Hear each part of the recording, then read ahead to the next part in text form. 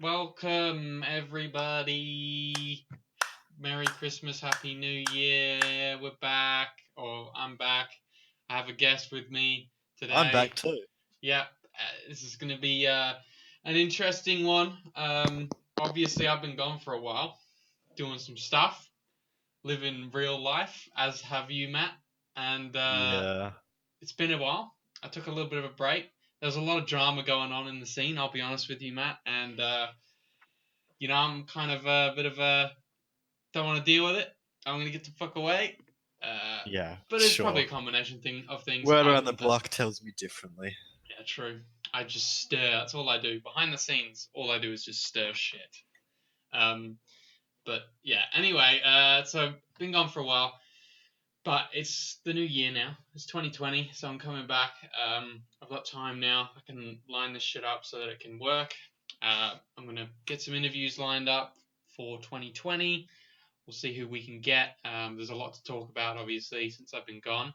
And so, with me today to do sort of a late year recap slash decade recap, I guess, I have with me my good friend Martholomew. Matt, how are you doing? Yeah, I'm alright. I mean, you're starting off 2020 pretty poorly if I'm your first guest, but Yeah. you Well, gotta do what you gotta do. listen.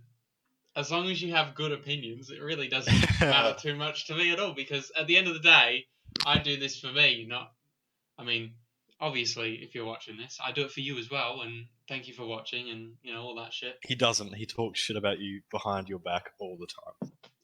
Constantly, I'm like Papa John. His day of reckoning will come. It's true. God, I hope it comes soon. But yeah, so it's gonna be an interesting one. We'll see what we can get to. You can check this on whenever you want. Hopefully, you guys enjoy it, and let's get started, I guess. So, we got a shitload of stuff to talk about. We do.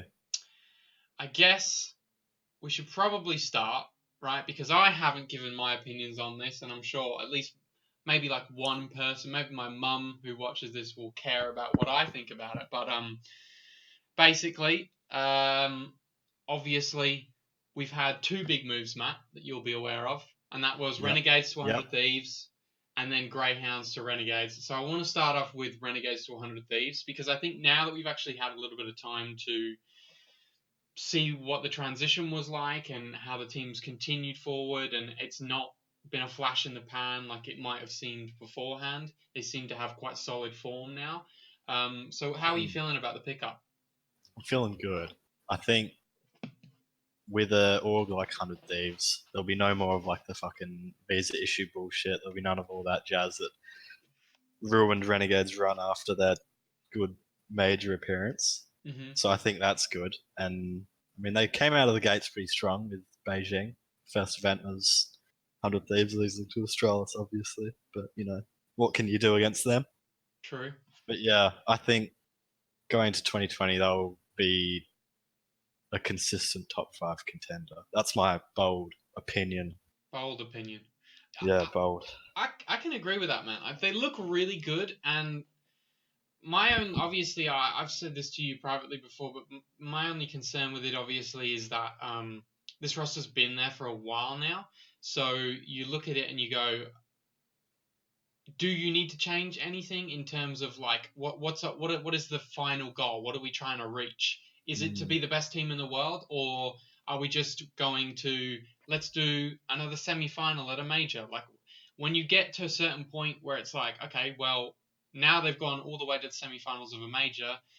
Is the next step a final? Is the next step to win it? And then if we want to do those things, can you achieve that with this lineup, regardless of how successful it's already been? I just don't know what the cap is, I guess, for it, right? Is it capable of more, or is this the best it can be? I think they are because I mean Grat and Leaz they're still pretty fresh. Mm-hmm. They're in Renegades for less than a year, Yeah. and they're already beating some pretty big teams. It's the best Renegades team, well, the Thieves team that's ever been, best Australian team that's For sure. ever been so far. But like, what would you actually even to like get to the final spot in the major, what would you pinpoint that even like needs changing? Like I can't really Yeah, I think of don't know. anything other than them just playing better. Like I don't know what changes you'd make. I think obviously a big thing is the fact that Liaz is playing really well right now. And if he can keep his form, then I think you could look at them being really, really deadly. Because that's the main issue, I guess, with it is like firepower wise. Like if you're relying solely on On JKS. JKS and Jacob to turn up every now and then, it can be difficult to like go, okay, do we have enough firepower when you go up against Liquid or Astralis or even EG, these like big lineups that you probably should be looking to compete against now because it's not about okay, can we beat North? Like you should be beating North. We're past that. Like Yeah, no yeah, more of this like tier 2 shit going on.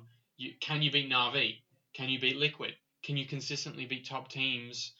And if you can't, then do we need to make a decision about okay, well, where's the firepower? And if Liaz continues with the firepower that he's been bringing to the team recently, then I think that you're in good standing. yeah, But then you got to look again to Gratisfaction and go, all right, well, when are you going to start turning up? Because he's been playing all yeah. right, but it's Yeah, he's not. shown some good games, but yeah, consistency I guess is probably their biggest issue. I'd say. Mm. Do you think there's But another Australian player that you could bring into that lineup and make it better? what like to what another Orpa or just in general? Just in general, I don't anyone. know.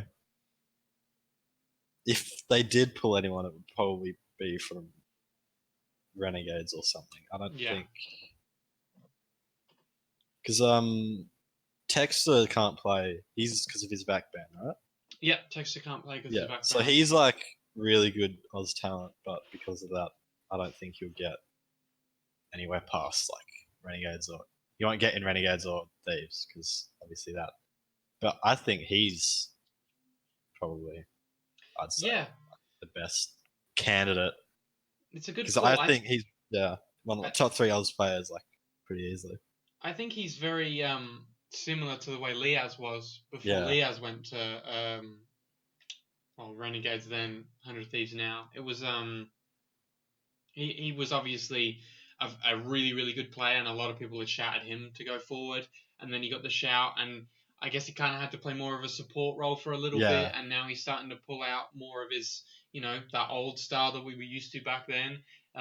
It would be interesting to see how well um, you know Texter would fit into a lineup like that.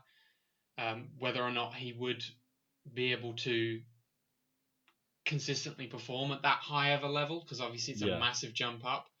Um, yeah. but Like you're never going to if even like see it, which is the if disappointing like thing. JKM or something was like to because he's been around for quite a while, hasn't he? JKM. Yeah, If he were to like hang out the boots or something, I'd say if they added texture in, that would be like the next best thing, in my yeah. opinion. Unless you got someone from Renegades like Inns or something, or Dexter. But I don't know. I don't think there's any other Australians that like could fit in there right now to make Mm. that team better. Because yeah, There's some good. The Inns is doing really well. I feel like yeah, he's. I was very impressed with his transition into Renegades and how well they play from that point. I thought that was very impressive. Um, So he's a good shout again. I think he needs to improve just a little bit more before you could say, okay, let's get him in Renegade. Let's get him in, sorry, 100 Thieves. like an international level, And then there's like also an the question actual. of what about Dexter? And is it worth taking Azza out of in-game leader role to bring in Dexter? Do you know No, what I I mean? don't think so. I think if Azza was an IGL, I don't think he's got that sort of firepower to like just play an like rifling role or whatever. Like What about there's much Dexter in better then as not IGL?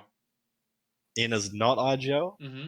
Probably because he was the one that was consistently top fragging on Greyhound as well as Yeah, IGLing. which is the So craziest thing about it. yeah, It's like so like he how. could do. I think he could do both. Like when you were talking about before, when we were going to talk about Australian Player of the Year, Mm-hmm. throwing that idea around, I would have said Inns or Dexter. Like if we're not counting 100 Thieves. But If we're honestly, I counting probably 100 would have picked. Thieves, well, actually, Oh, we'll get to that. We'll get to that. if we're just counting Australian scene, no 100 Thieves, I'd honestly say Inns was 2019 best Australian player of the year Mm-hmm. because last 3 months at big events, I'm looking at HLTV right now. He's got the highest rating. He's above Dexter and Sicko as well. It's like and considering he only recently joined a team as a replacement, Mm-hmm. he's like just shown them all up, in my opinion. Yeah, he's done really, really well. Again, and that can kind of lead into the praise that you could sort of give Renegades now, because obviously that's the next thing was the fact that now Renegades is Greyhound is now Renegades, Yeah, and I think that move wasn't all too surprising. I was interested in why so many. I don't know. Maybe in the Australian scene, some people sort of called that happening, but it seemed like outside of Australia, a lot of people were surprised by that pickup. And to be honest, I think it kind of makes sense for Renegades at this moment in time. I think yeah, that the way they are as an org, and if you go and have a look at what they're doing over in league and stuff, this is the kind of move that they would take. Um, I don't want to be like a Debbie Downer on it and everything, and it's great for those guys because obviously you are taking that next step up. You're playing for a bigger org name. There's more eyes on you now in terms of sponsors.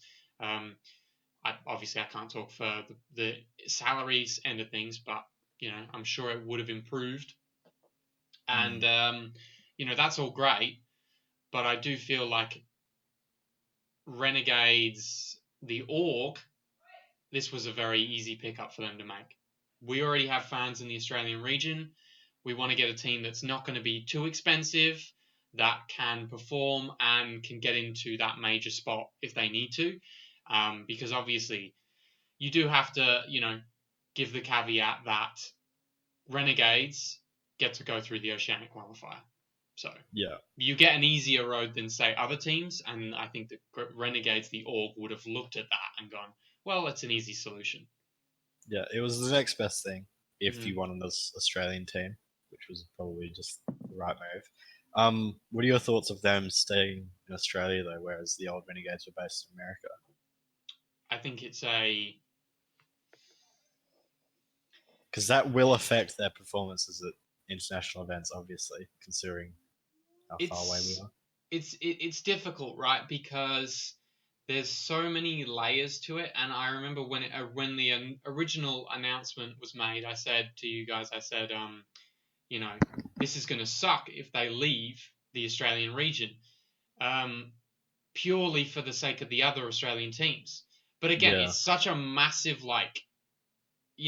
snake eating itself kind of, where yeah, it does. If they left, this is going to be a massive wormhole that I'm going to go into. But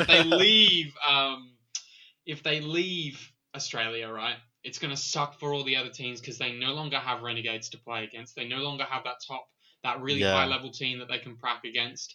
But I've talked like when I talk to Inns and when I've talked to the guys from Order and things like that, they all say very similar things, even Genuine, where it's like, well, we know what they do, and it almost comes to a bit of a stalemate where it's like, well, what more can we learn from you, especially yeah, from the Renegades lineup, where it's like, what more can we learn from you guys when we are a while ahead in terms of international experience and stuff.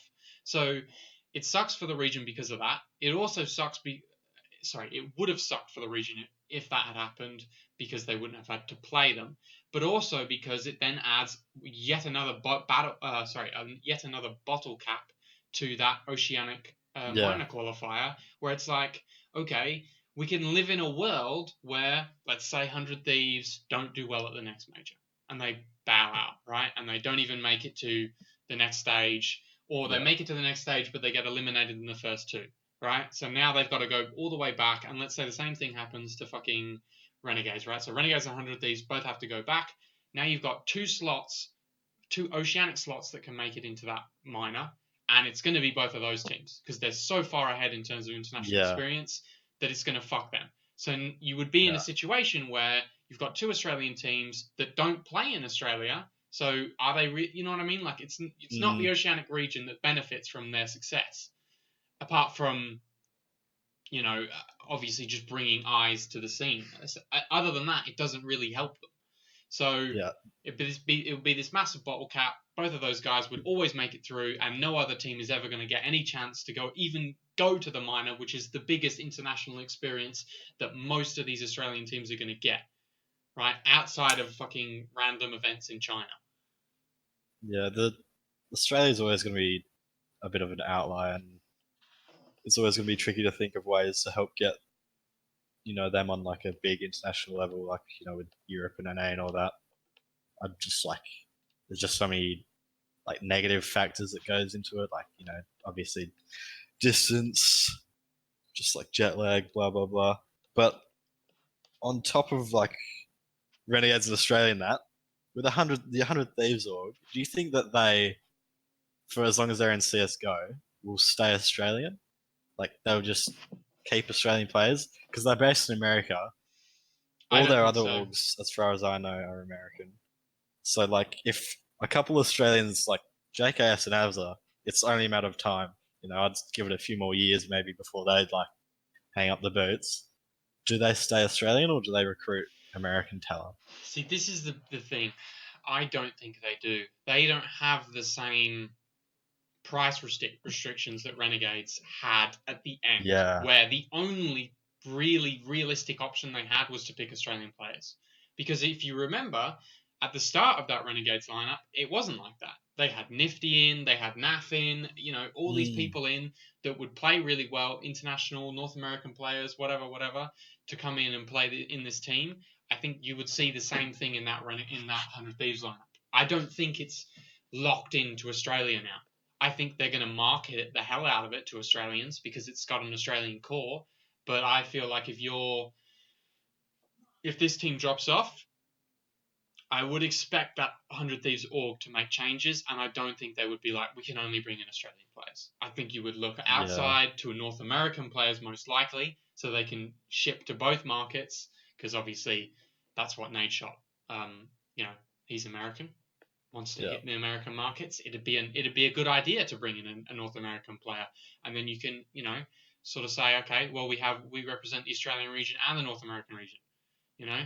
Yeah, that'd be Um, interesting. so I think that it should light a fire under the players because it's a wake up call of you're in the big leagues now. If you fuck up and don't perform, it's not like, oh well, no one else can replace me because we can only get Australian players. It's like, look at the rest of the scene.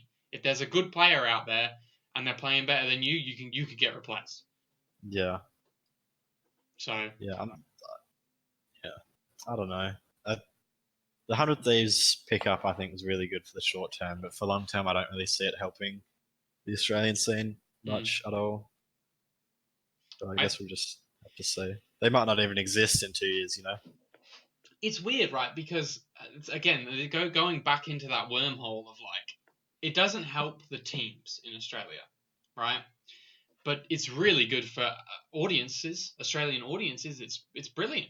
You've got 100 Thieves playing better than any Australian team has ever played for, getting really high rankings in the major. I mean, listen, man, we only have to look to our group, especially. Like, recently, Yeah, we've had those Australian teams play really well, and suddenly the whole group's watching Counter Strike now. Everybody's exactly. watching it. Last time I was on the podcast, I remember we talked about Counter Strike for like 10 minutes because no one had any idea, and then we started watching.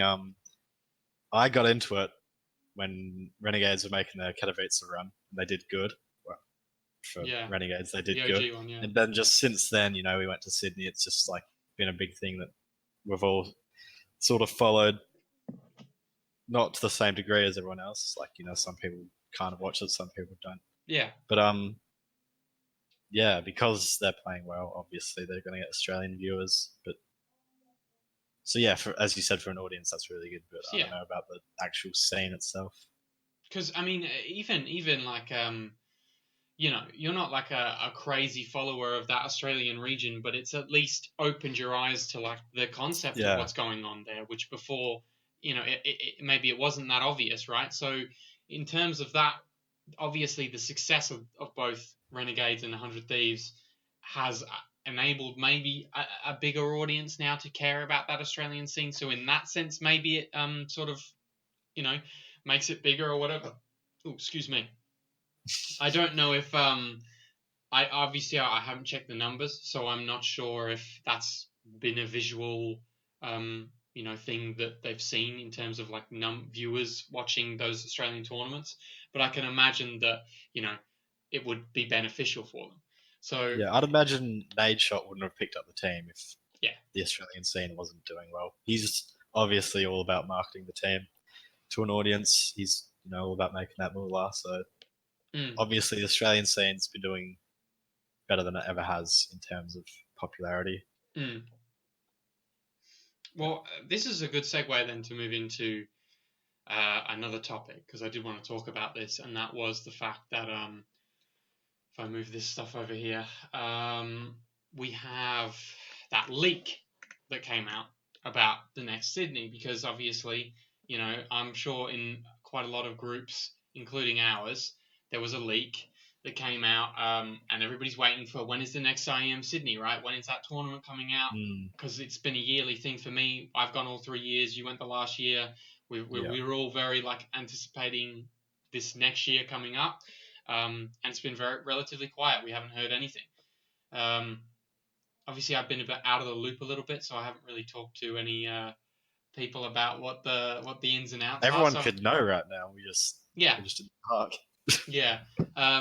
There's been no public announcement, right? So what did come out a while ago was a leak, and I'll bring that up now on the stream.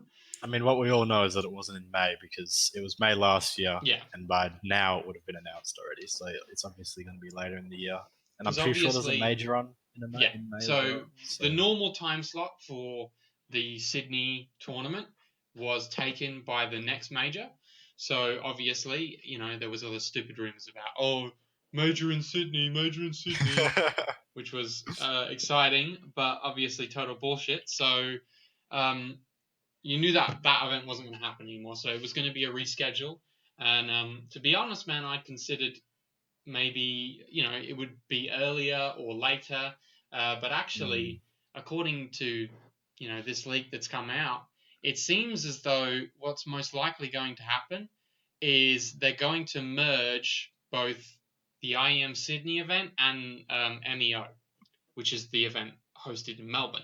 So you're going to see that Counter-Strike tournament played in Melbourne rather than in Sydney. allegedly. Yeah, allegedly, obviously. Nothing's confirmed yet. So we're going to have to change our group chat to IEM Melbourne. Or MEO Melbourne, whatever the hell it will be. So that's obviously the leak that's come out for it. And what are your thoughts on it, man? I mean, if they can get a good venue, it would be better than Sydney. There'll be a bigger crowd, I think. Like Melbourne seems more kind of the place where more people would be into that sort of thing. But depending where they do it, obviously, and if they do it at Melbourne, I'd be happy for that change. Not really fast considering we're not even on the eastern states, so yeah, it doesn't bother us. I think it's easy for us because the prices are the same. Obviously, we have to pay an extremely ridiculous amount compared to everybody else over on the East Coast, so it doesn't really bother me like whether it's in Sydney or Melbourne. Obviously, I've been to in Brisbane or just the same thing. It doesn't really matter. Yeah. Whatever. Just on the I've East been to Coast. both, and to be honest, I felt Melbourne was, like you said, a little bit more sort of based in that esports culture. I feel like you have the GG bar there. It just seemed a little bit more like involved in the whole gaming and esports scene. Obviously, MEO has been very successful for them. My only concern is that obviously it was a big deal that we now had two events, both IEM Sydney and MEO, and that was a big thing for a lot of the people in our scene of like, oh wow, we've actually got two big events on the calendar now that esports fans can go to. And if this, rumor is true, then that's going to go down to one again. Now, it could purely be because of the major schedule, but I have a feeling it's most likely a cost saver thing that's going to happen there. So that kind of Just sucks a chuck it little on the bit. MEO. Yeah. But Sydney was nice because it was just only Counter Strike. Well, the main event was Counter Strike. There was Overwatch, but I didn't. yeah, now we're going to have to Overwatch deal long. with even more filthy League of Legends and Overwatch players Yeah, coming to just, our yeah, events and just exactly. sweating the place up. So that's going to be just bloody I guess brilliant. that was I guess More that was the last thing about cosplayers. Sydney. Fucking hell. It's going to be. We're going to really have to charge our way into that stadium. Just fucking get away. And I mean, as long as there's Muddy Red Bulls, I'm sure a certain someone will be happy about I'm that. sure he will be. Not gonna name names. Not going to name names, of course, but. Sometimes you got to get loose, dude, to watch some Counter-Strike games. Yeah, but in August as well, that was a little disappointing considering obviously you'd like it to be sooner. But yeah, the major in Brazil, I think, is on in May, which they did sell ESL. out. Obviously, there's positives and negatives to it being in Brazil. But from our perspective of like, I'm not going to be going to it, so it doesn't really bother me. You know what I mean? I'm sure it'll be a good like crowd environment. Obviously, I can't remember what the last event was that it was in Brazil, but the crowd was fucking crazy. Really, really like energetic. Brazil's like the obviously second... spitting on people doesn't help, but you know what I mean. Like, other than that, they were great. Brazil's like the second biggest scene, isn't it? Like other than Europe, like they'd probably draw in. They're drawing the biggest crowds because I mean, please come to Brazil. You know. It's they've got a very big audience for it over there. And obviously you can get people like Neymar to go, and I'm sure it'll be a good experience for them. And hopefully nothing extreme happens, and everybody's safe, and nobody does anything stupid, and it goes well. It's super successful. Yeah. Well, we all say that until some stupid shit happens, and then we're like, surely MIBR just gets invited by default as well. They won't have to do any qualifying or anything. Surely they're just like, yeah, come on. Otherwise, no one will buy the tickets. Brazilian government just goes, just push them in real quick. Virtus Pro, take a dive, you know. Yeah, that was why Virtus Pro already like. Did they qualify or what? I don't know, man. I don't know what's going on with VP. Apparently, sometimes you just got to let them go, you know, and that's how I feel about VP. No more Pasha biceps, no more me.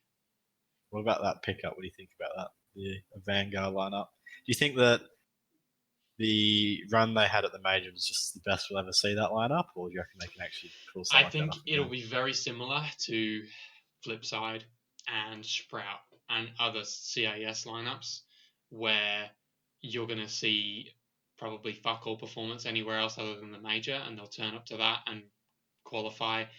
Then I could see them making stage again, to be honest.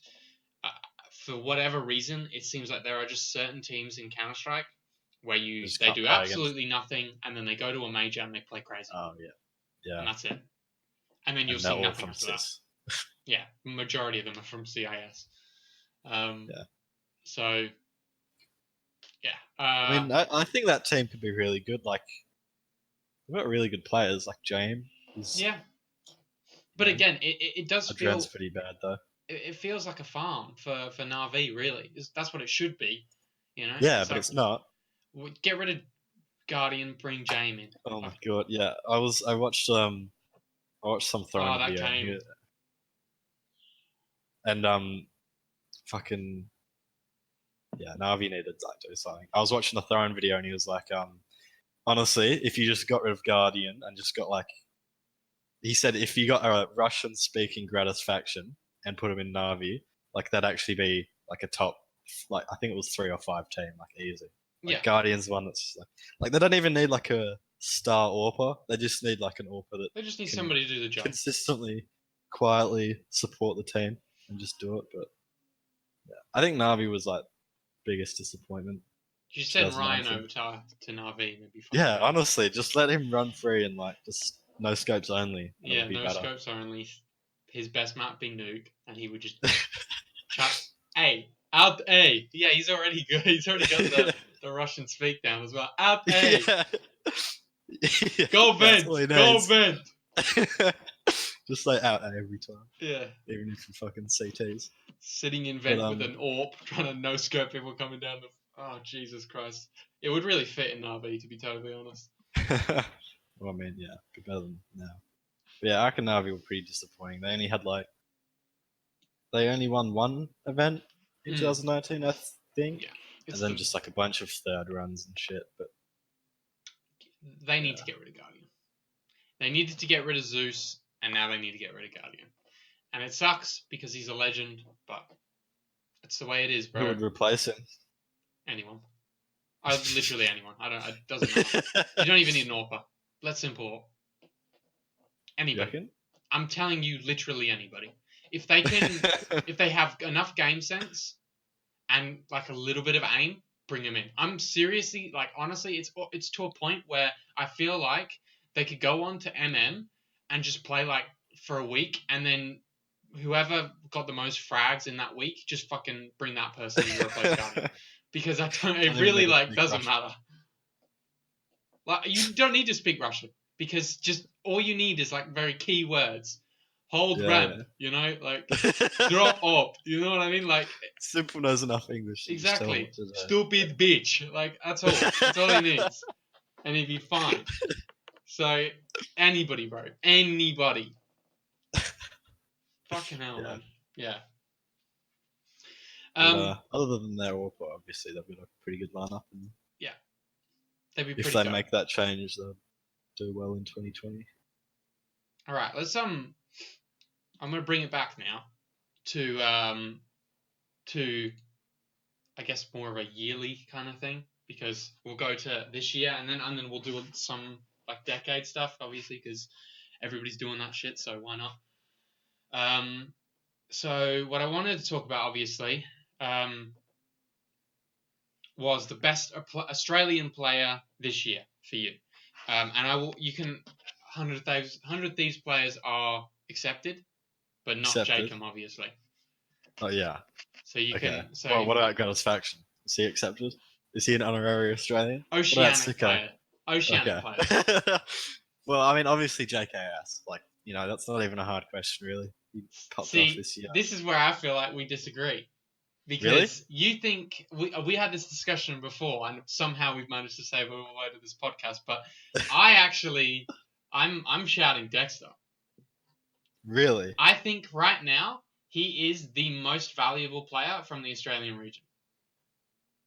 Really? Considering the way the scene is right now, let me explain it. Right. Yeah. So there are no in-game leaders, like, at all. Like, no really good in-game leaders. Like, name like 3, like Carrigan, Glaive. I mean, but it's not like what you mean, like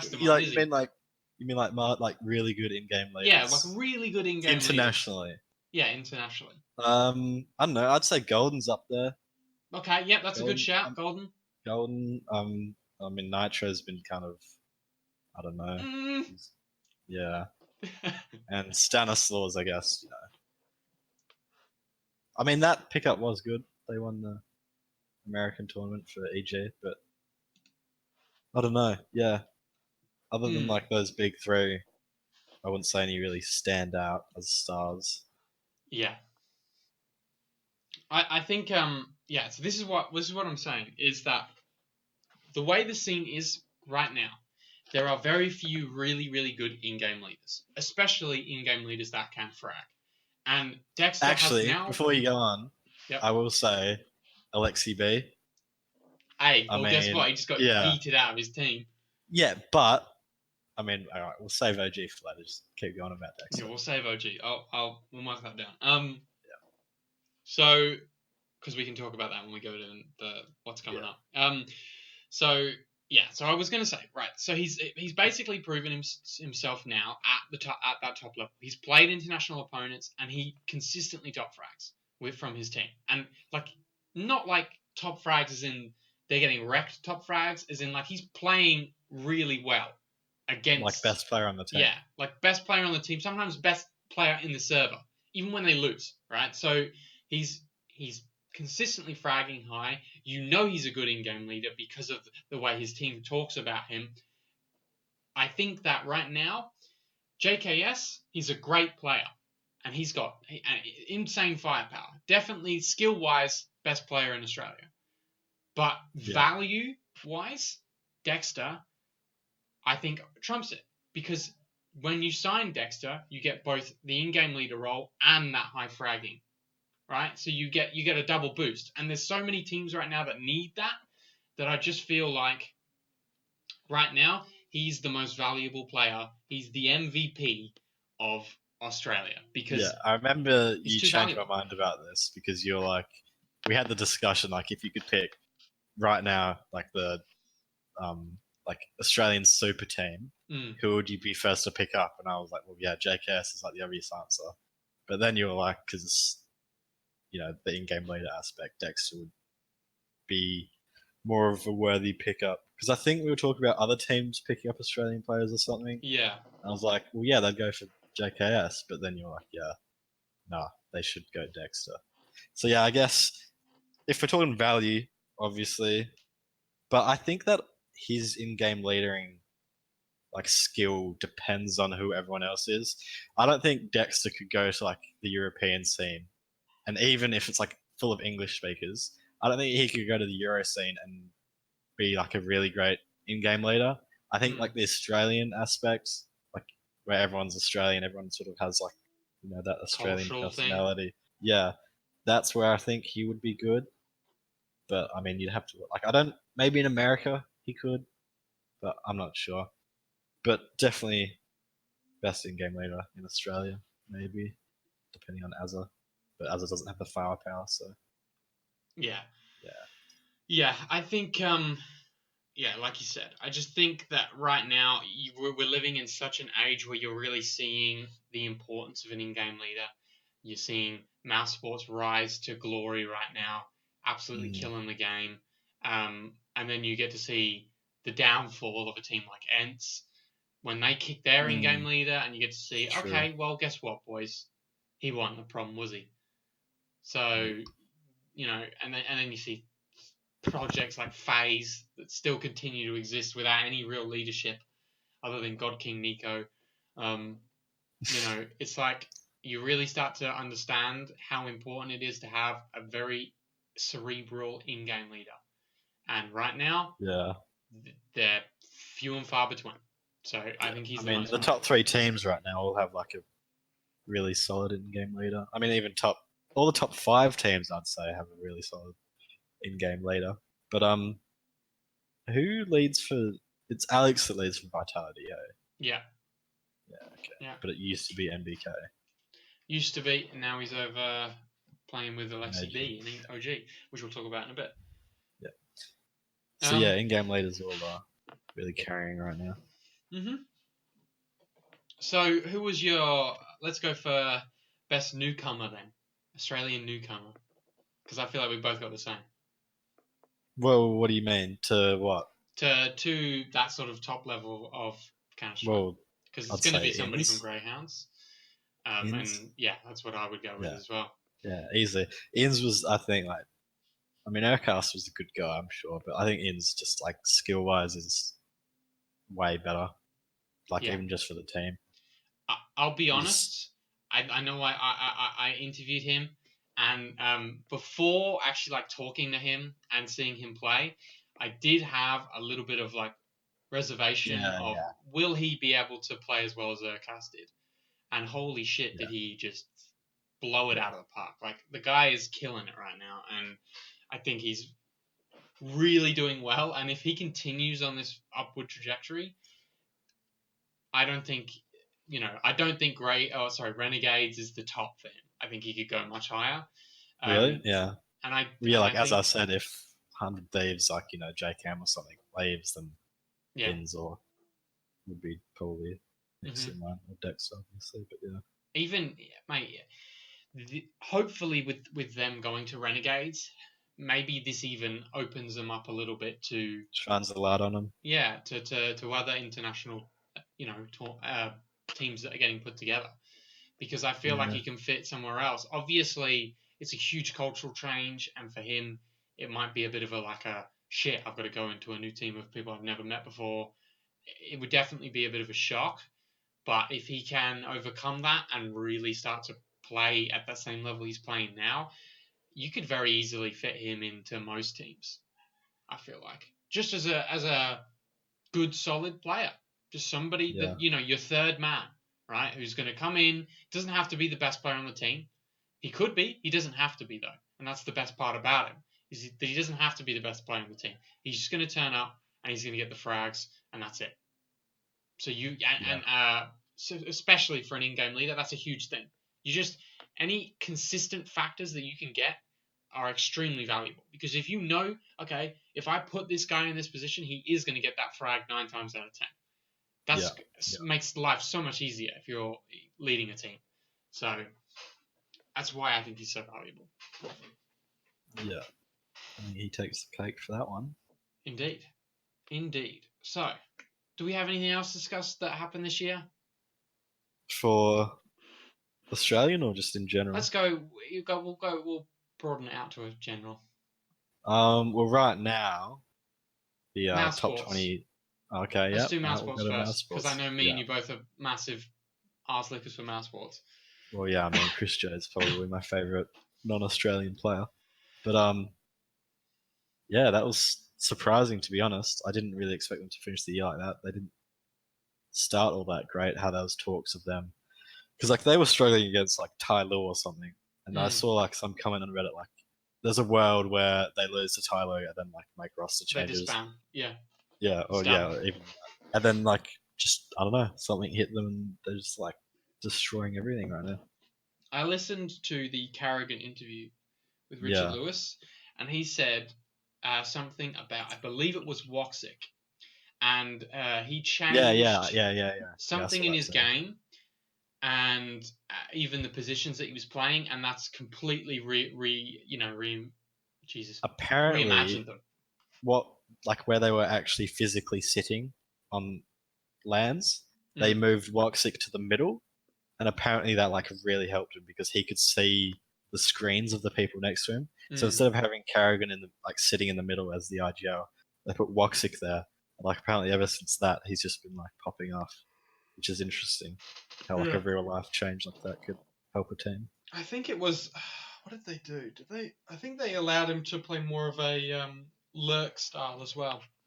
Yeah. It was something like that. They just freed him up a little bit, and I think that obviously the evidence has been astounding to how well they're playing right now. And I don't know if it's a widely sort of accepted thing, but I think they're very easily apart from 100 Thieves and Renegades, like the next team that I go to watch, right? Yeah, they are entertaining. When I will watch games, it's like, okay, who's playing? Is it Renegade? And if it's Mouse Sports, Renegades, or 100 Thieves, I'm not going to miss it. I'll watch that game to the finish because they're just so fun to watch. Even when they were, I remember even at fucking Sydney, man, when they were doming the shit out of our boys, 100 Thieves or Renegades. Oh yeah. It was still holy shit, Woxic is insane. Do you know what I mean? Oh my god, Frozen is ridiculous. Like, seeing them live was really good as well. Yeah, that was fun. And I think that's a big sort of thing is that when you can beat the home team and still win over fans just purely because of the way you play and the characters that are on that team, like Carrigan, obviously, who's I guess an honorary Australian in some ways. You can really start to see why those guys are getting really interesting. So just fun to watch. I've been very excited to watch them, and I hope that they can continue this forward, and in that next major, maybe do some real damage. God, wouldn't it be sick if they won? If they would win one, that would be so sick. Just do you think in 2020 they're going to keep because he's not won one yet. Carrigan Mouse Sports winning a major would be what a storyline that would be. And they have to beat the Titans as well because you're going to have to beat Astralis. But they look so good. They look so good, man. Fucking so good, dude. So hopefully, I mean, if it's not 100 Thieves, I'm going for those guys. So, yeah, I'd probably say the same, maybe. Although I'm kind of excited. I kind of want to be a fan of OG as well. Mm. Um, like I Purely really because of like, the storylines again. yeah, and I watched them on Summer, and it was pretty funny. Like Issa looks really good as well. Mm. Um, yeah, I want to watch them more. I think it's hard to tell if they'll be good or not. I think their performance at Blast, the first event, they've got an okay group with 100 Thieves, G2, and EG. I reckon they could maybe go through, depending on if 100 Thieves plays like shit or not. Mm. But, Well, we can move yeah, into that. But just before we do that, obviously it is worth doing the because you brought this up as well. We saw some people doing like best play of the decade, right? yeah, Best it was highlight of the like an decade. official, it was like an official CS:GO thing they put on Twitter. Yeah. So with that prompt, then, what have you got one in mind? Oh, for me, it was the Chris J Mirage play. Like just based on, That's the ace, right? the Yeah. ace. Just like based on pure like Cold Zero's bloody jump and no scopes on Mirage. They were like obviously insane, but Hmm. like there's RNG factors into it. So if Yeah. we're talking like actual best Pure skilled player skill. of the decade, I'd say it was easily Chris J's Mirage Hold. Like that shit was insane. But in the end, Yeah. Happy's Deagle won it. Deagle Ace. Dude, that's the one I was gonna. I haven't seen it, so yeah, that was the one I was Yeah. gonna call. Okay. Well, I He's just spoiled it, but yeah. yeah. It's either that or Snacks's like cobblestone play was pretty big. The Big Apple one. But I feel like that one's Oh yeah, so yeah, good purely because it's casted so well, and that yeah, kind of does add a little bit to it. Is that obviously it was just killed by Sadikist, so and by killed I mean in a good way. Like it yeah, was like it's some of the best casting you're ever going to hear in terms of a highlight play. So I think that does benefit it a lot. So I think it's that's always the number one thing that comes to me when I think about like Counter Strike plays. It's like the Happy Deagle Ace. Again, Semler kills it on that one. yeah, yeah, yeah, Um, yeah. and then it's weird because the other one that immediately popped into my head was like some really like obscure one, but it's like Cat of Ice. I think it's either 2015 or 2014, whichever one the Virtus Pro one, and it's on Mirage, and it's Pasha Biceps, and he fucking like, oh, is it Snacks? No, it's Snacks. He sneaks behind two people, and then he kills them both. And it was just for whatever reason that sticks in my head. Just It like a might double be, kill. yeah, it might just purely be because of. I think it was to win the round, but Yeah, I don't know. It might have just purely been because that's like one of the first highlight clips that I ever saw. So, but yeah, that Happy Deagle Ace is big. This next one's cool. yeah. What's I'm not another one? surprised the Happy Deagle Ace one. It's like I don't think it's the best play, but just because it's so like iconic, like even Yeah. I knew what it was like before I started like getting into esports and stuff. Like Mm. it's the most iconic player by far. I So do yeah, I like guess that. that's my I do remember the Hiko one on Cash, where he just destroys like he gets an ace on Cash with a pistol. I think it's a Mm. Tech 9 or some shit where he just destroys Oh five yeah, people. Tech Nine Um, used to be fucking yeah. OP. Uh, and then I think maybe there's one other shout, and that's probably Freiburg running through a smoke against Fnatic in the final, and spraying down both of them to keep them in the game. Yeah, I don't I know don't if even you've think seen I've that seen that. one. That one was Probably. insane. Like that was Yeah. that whole like last 3-4 rounds of that series should probably just be counted itself as plays. But I remember that was like one of Yeah. the first ones I watched live, and watching Freiburg run through that smoke and just spray down two people to keep them in the game was insane. So um, yeah, but Yeah. again, I mean, the there's a Happy lot to Deagle choose from. Aces, yeah, the way to go. Um, it's pretty good decade for Counter Strike. I feel like obviously 1.6 going into Source going into Counter Strike. It's been fun. We've I mean, it's enjoyed a lot. been like pretty much the first decade where esports was even like a thing, like Yeah, at a mainstream level. yeah, and still going strong as well with Counter Strike. Yeah, apparently Counter Strike's like peaked players in December or something. which is Yeah. crazy. I mean, they've 8 years done after release. they've made it free to play, so it's going to be. I've Mm. heard that the market is growing quite a lot now in China. They do that Beijing event, which had pretty good turnout. I think that's obviously they're banking on that quite a lot. Well, yeah, but I mean, that's good and all, but there's not really any. Now that Benentet's gone, there's not even like a Chinese team that can even compete, really, Yeah, but it's more which is a audience. shame. I Yeah, definitely agree, and hopefully they can pull together some lineup. But again, I think it really is going to come down to them. You know, they're just now starting to experience the game, so I yeah, think it'd take a while before they start putting out talent. But it'd be exciting to see what they can bring out. You know, if we can get like a faker of Counter Strike, would be pretty dope. yeah. Um, so that's obviously a pretty good thing. It's been some ups and downs with Counter Strike. Obviously, we have a love.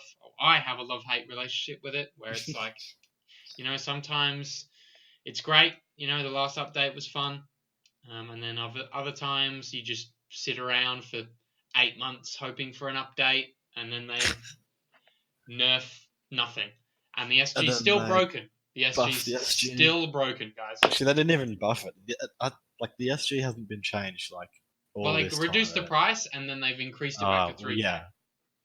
So just one price reducer made it the most OP thing like game's ever seen. So nerf the SG is still definitely something that needs to happen. That gun is Bring back the unbelievably broken, and even when you're having an absolutely fucking dog shit game, you can just buy an SG, run into any bomb site, and you're probably going to get at least one kill because it's just ridiculous. bring back the Argo, I say. Yeah. So have you been keeping up with the top 20 countdown from HOTV? Oh, I have not. No. Who's So they've only announced the first three, so 2019 and 18. Cirque, Broland, and Ethan? Yeah, so Ethan was 20th, Roland 19th, Cirque 18th. Hmm. So be interesting to see who else is on there. I was thinking Who's your with top three? Cirque, Go your top ah, three. Zywu, Simple, Device probably, Yeah. just because all the And is that MVP. that your order? You think? Yeah. Oh, it could be Zywu, Device, Simple, but Zywu is definitely number one, like by far. Hmm. See, I think. actually, I think I would put Device number one. Really, people were saying that he might just because he's won like all the MVPs, the big tournaments that I they've think won. But like, it's a real shame that he gets overlooked so often, considering been he's one of the most consistent players of all time, and he has been in the best team of all time for the entire duration of it.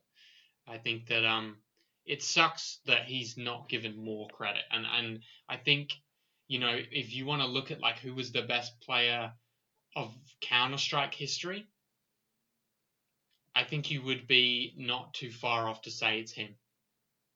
really, If he over. continues the way he's playing for a few more years, I think you could say that he's the best Oh player yeah, if to he ever keeps touch it up Counter for like Strike. another Counter couple of years, Strike Go, by the way, CS:GO. oh, CS:GO, okay, because I was gonna say like what about Forest and Get Right, Yeah, like no, for all time. CS:GO. He's For CS:GO, he's yeah, might be the goat. him maybe Simple is in that, but I still think Zyro deserves number one. I still think Zyro is a better player My than thing Device with individually right now. individually, maybe, but I think you have to keep in mind, as much as it's a team game, the records speak for themselves, and he is one of the deepest pool of talent and awards and MVPs that any player has. And as much as Yeah, like Simple and Zywu can be very flashy, I think it's very common that um, you'll miss how good Device really can be. And I think he definitely could be consistency wise, the best player in Counter Strike Go. Um, yeah.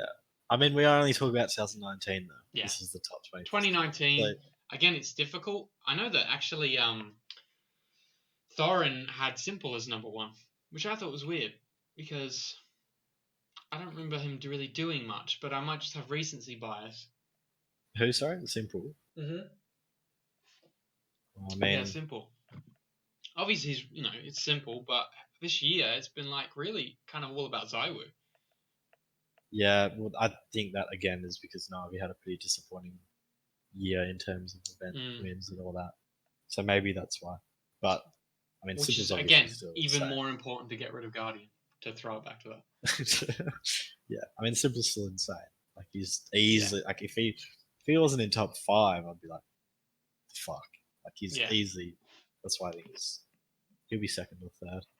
Mm-hmm. Um, but yeah, I was gonna say because Brolin and Cirque have already been in the list at that high.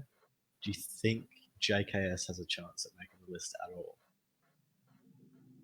Yes, Really? I think he's better than Cirque, Brolin, and Neaton. You You reckon? got to you So got to think they've made a semi. They made two majors. One of them they made the stage, and the other one they made fucking the semi-finals. So they had two really deep yeah, major runs, and they've also yeah. had quite a few good tournaments. JKS did have a little bit of a fall off in the middle of the year, but I think he's I been think the whole team did. Like to be fair, yeah. but yeah, But you've got to like before the Gratisfaction situation and after the Gratisfaction situation, he's been playing the best Counter Strike he's ever played. hmm, I would be surprised if he's not. not included. Yeah, not Where do you included. reckon he'd sit then if he is? Because I was surprised. I was thinking he'd be like I'd say he'd probably sit 18th or somewhere something. between the 10th and 15th. Really? Okay. Yeah. I'd probably be putting him at like the next to come, like 17th, maybe Yeah. 17th, 16th. I don't know. It's hard when Like, you're like looking at like players of like everything, but I just feel like he's so yeah. fucking good, you know. But that also could just be like the Australian bias, considering you watch him Because the most. they're ranked seventh right now. He's clearly the best team on 100 Thieves. Best player, yeah. If you go Vitality, who are above them, I mean, yeah, you got Zaiwu. Zyro. Apart from Do you think Zaiwu, none he's of them better else will than. make it on the list? He's I played. don't think. No, I think he's played better than all of those players apart from Zaiwu. Yeah, easy. EG is a little bit more difficult. They've got some nice players Um, on that lineup, but I think he's played better than Cirque, and Cirque's done really well in that lineup. I But think again, Breezy will be on the list as well. yeah, So yeah, you know what? I actually would put him. I think he's just more of a standout carry than any of the guys that are in Evil Geniuses are. yeah, I mean, I, EG is looking to have 3 players in the top 20. I think you could very well have the whole Liquid lineup in the top fucking 10. Then you Really? gotta, yeah. I mean, well, I don't. just I don't think remember the Stewie or Nitro will make it. I don't think okay, maybe Stewie's not gonna make it. Stewie or Nitro, but Elige, Naf, and Twists could all make top 10. Yeah. I feel like. What about Fnatic? Obviously, Roland's already in, Yeah, I think but I think Crims. Crims will make it. That What I about don't the know who else others? really, to be honest. And then Mouse JW. Sports, obviously, there's some players in here that could definitely make Do you it. reckon Carrigan would make it in the top 20? I don't know because do they mark it Because off it's yeah, it would be all stats wise. So I don't think in he would. terms of like non-statistically, he might be the best, right? Yeah, Like if you're not going just to do it statistic, but then again, you got the whole Astralis. I don't know. It's difficult because but he is definitely like outside of statistics, one of the best players in game leaders to ever touch the game. So well, isn't he the best in game he leader might be, yeah. I mean, you got Glaive. other than Glaive? Yeah, I think him and Glaive right now are probably the runs for the Counter Strike Go. yeah. I think we'll Um, see. We'll see Rops on the list somewhere. Maybe yeah, Roxy. and then yeah, I mean, so I think he could definitely make it anywhere from 15 to 10. I There's would probably room. say. I'd be Yeah, there's surprised plenty if of he's not room. in it, bro. He's played so fucking well this year that it would be Has he ever got a top 20 listing? yeah, yeah, he has. Okay. A while back he did. I can't remember what year it was, but it was back when.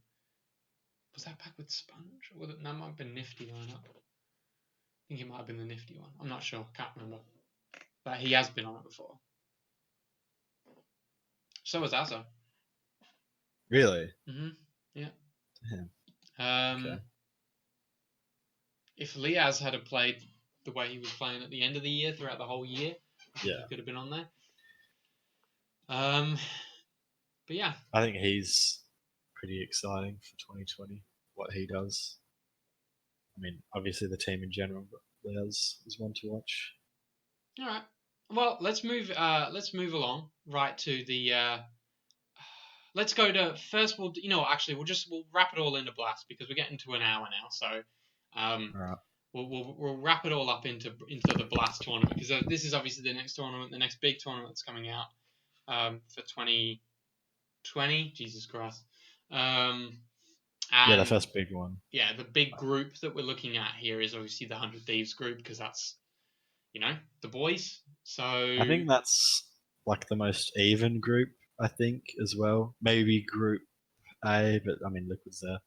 Group B is like there's some pretty big ridiculous. Yeah, discrepancies that's between teams. insane that that's happened. Like, Like, what is yeah, that? That's like, apart from complexity, like, fucking hell. Could you imagine being a complexity player, waking up on the day of this tournament being announced, and you're just like, oh, for fuck's sake. Like, really? Fucking everyone? We're playing against everyone, are we? Sick. Alright, cool. Fucking the best team in the world. Fucking Simple and fucking Zywoo. Like, really? Yeah. Like, what is this bullshit? You couldn't give us one other shit team? Like, fucking hell. But yeah, I think Group C is the most interesting because mostly because of the wild card that is OG, I couldn't pick who goes through there. Yeah, Like it's so crazy. I'm just not sure. It's a good group. It's a really good group. And I feel like it's going to come more down to how well EG are playing than anything else. Because EG are so hit and miss. You're either going to Well, I get them mean, in fucking god killer form, where they go in and they can go all the way to the final and maybe beat Astralis, right? Or you're going to get them go out in this group. I honestly feel like that's the two forms of EG that you're going to get. So this is my yeah, call for it. If EG get out of the group, I reckon they go all the way to the okay. final. We'll Well, see, yeah, or they'll go all the way to Astralis, and then you'll see. yeah, And if they don't, oh sorry, if they're not playing, if they don't come out in first place of this group, I reckon they'll be eliminated. yeah. But throughout 2019, 100 Thieves just always ate shit against EG. Like they just can't beat them. I don't think they did in 2019. I'm not sure Mm, they may have, but I don't think they did. They just always just get destroyed by EG. I yeah, remember that Breezy hold on like when he was on pistols on still getting PTSD to this day. A-Site Mirage. No, Inferno. I remember watching that. I was like, Jesus Christ. Yeah, Yeah. heavy So days. they always just play like shit against them. But hopefully, if 100 Thieves can beat EG, then they take that group hmm easy. I think they're a good shout for the second place out, maybe the first place. So it is going to come down to the OG, which we wanted to talk about as well, because this lineup's very interesting. And that is the. By the way, let me just open this group up so you guys can see what we're looking at here. This is the group we're looking at, which is 100 Thieves, Evil Geniuses, G2, OG. This is the Group B and your Group A. So right now, obviously, OG is the big lineup that you were talking about before, and I've been excited to see, just mainly because of the storyline of Alexi B and MBK. That's my main reason. Is obviously I want to see them play well. I would love to see OG live up to their capacity there, and getting a game between them and Vitality would be amazing. Just purely because, oh god, if they win that would be so satisfying. But yeah, Yeah. I mean, this is really nice that we're coming into 2020 with a really stacked top tier. Never thought I'd hear you say it's nice to come into the year with a blast event. I know, right? It is kind of crazy. But this isn't their best of ones though, is it? I don't think so. I I think think this is like it's like this is the their like actual. grand final thing or whatever. Actually, So can they're actually doing see. a real tournament here. Um, it is that's the obviously the only real like oof is the fact that it's Blast that run this.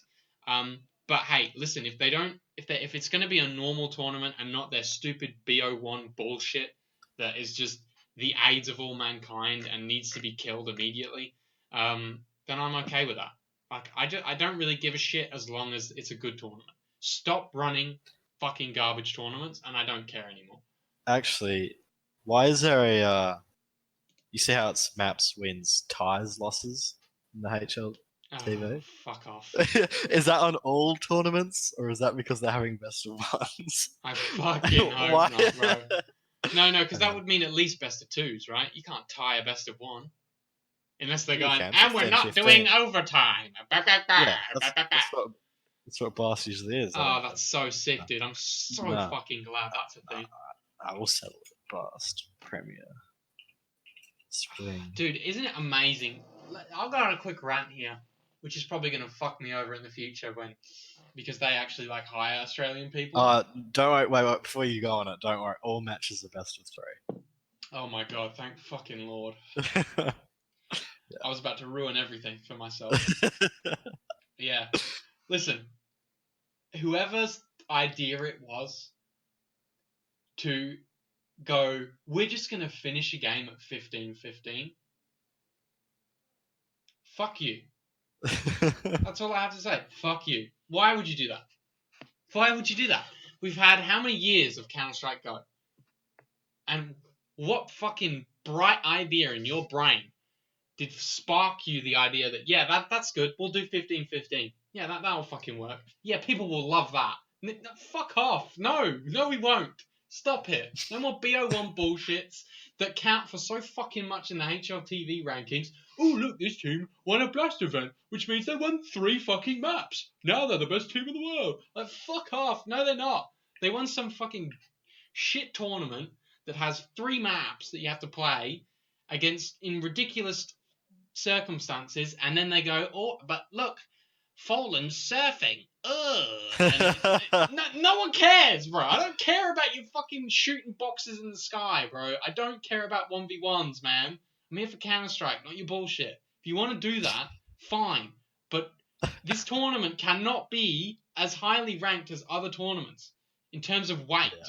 Like, fuck off. I'm not watching it. I'm watching this one, obviously, because it's BO3s, and I'm okay with that. And I love Blast, yay! But, fuck off with the BO1s, please. Listen, 2020, it's new year, new you guys, alright? So, fix that, and I'm fine. I don't care anymore. I get all the corruption and shit, and you know what? Who cares? China's taught me, who cares? Who cares? Just give me the money. Yeah, it doesn't matter. But just fucking fix that, please. All right, and then we're good. Don't worry, I'll make sure this video gets to them. Yeah, I mean, listen, it wouldn't be the first time. So is that do you it? have Astralis? Do you have Astralis? Before we go, do you have Astralis winning that? Mouseboards. I mean, Mouse aren't. Yeah, they're not going. Because the BS with like, I don't know. I mean, it wasn't even that bullshit. Like the Mousesports guy overreacted like a motherfucker. Like, thank God I'm not a Mousesports fan because of the management. Because that was embarrassing. But it would have been nice to see Mousesports and Fnatic here because obviously they're really good teams and they should have been in this tournament. Yeah, did you see the controversy about that? Yeah. But it's just okay. Whatever. Yet another tournament when we're not going to get to see all the best teams playing it because back in 2015 and 2016, 2017 and 2018 when we did that and everybody loved it, we don't want to do that anymore because why would we want the best Counter-Strike when we can get the best Counter-Strike -2 best teams? That sounds like a great idea. Obviously I have a lot of pent-up aggression towards the Counter-Strike scene, but also a lot of love because we are coming into the next year and there's some great teams and I'm sure that Blast will not do any more BO1s and they will. Well, listen, I can pray. You'll see a best of 1 this year, don't you worry. I'll make sure it happens. To the Counter-Strike gods. Maybe Gaben will bless us with an SG nerf, hopefully. Because we have to hope for that. We have to hope that the game that is currently broken because of that weapon just hopefully they fix it. Hopefully they feel like somewhere down the line fixing that one. Anyway, I'm going on a massive rant now, and we're into 10 minutes. So any We've been going for closing words 10 on this one? minutes. No, we've gone for an hour and 10 minutes. Yeah. But yeah, Yeah, I think Australis will win it. I don't know. yeah, I think Australis will take it, and I hope that 100 Thieves make a good run. That's my thing. I hope they make stage. Semi-finals would be nice. I don't think they're going that's to beat just pretty much Australis. every tournament. You could just wrap up with Australis will win, but I hope the Australian team plays good. Yeah, that's my review for every tournament this year. So I'm going to copy paste this clip now. For every tournament this year, I hope that Australis is probably going to win it, but hopefully 100 Thieves / Renegades play well in this tournament and don't eat dicks. Thank you, everybody. Amen. This has been Amen. 2019 in the Temple with my friend Matt over on this side. The Day of Reckoning is coming, folks, and I hope you've all enjoyed. We've got some interviews coming up this week. Not this week, this year. Listen, I'll put them out, all right? I've got to talk to some people. It's more difficult than what you think it is to get people to come on because nobody has any time for anything. So anyway. Harry stinks. Yeah, and I stink. I got flies flying around me. This is stinky. Anyway, yeah, fuck it. That's it, I guess. That's how I'm going to end it. Good morning, Kanye. Good morning, Kanye.